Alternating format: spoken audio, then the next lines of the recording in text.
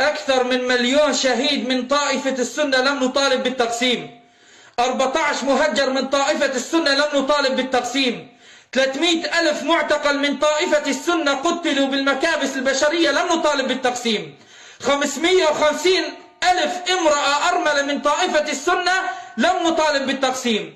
تدمير مدن وأحياء بأكملها وسكانها سنة لم نطالب بالتقسيم. شبعت أسماك البحار ووحوش الغابات من لحومنا بسبب التهجير ولم نطالب بالتقسيم. 14 عام من الحرب الطائفية وتجريب كل أنواع الأسلحة المحرمة دوليا على السنة لم نطالب بالتقسيم.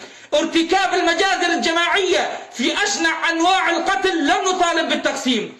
2,000,000 شخص بالمخيمات يعانون أبشع الأشكال، أشكال الفقر والحرمان، لم نطالب بالتقسيم. وعندما تولت هذه الطائفة السنية الرئاسة كان شعارنا اذهبوا فأنتم الطلقاء.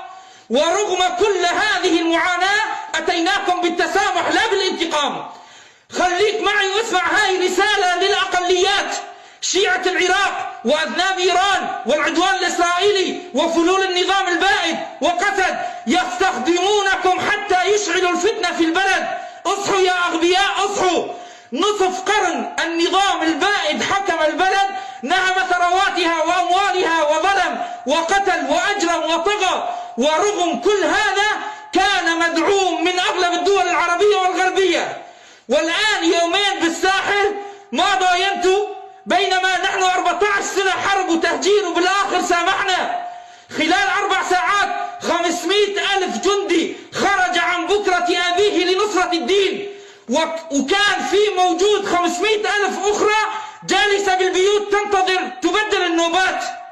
نشكر هذا الانقلاب، نشكر هذا الانقلاب الفاشل الذي أثبت للعدوان الإسرائيلي والإيراني ولجميع العالم أن سوريا أصبحت كلها جيش.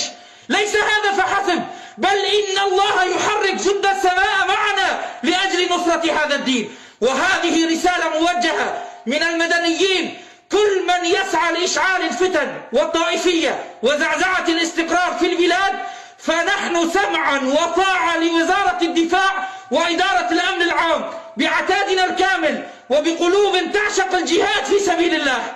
قاتلوهم يعذبهم الله بأيديكم ويخزيهم وينصركم عليهم ويشفي صدور قوم المؤمنين. وقاتلوهم حتى لا تكون فتنة ويكون الدين كله لله.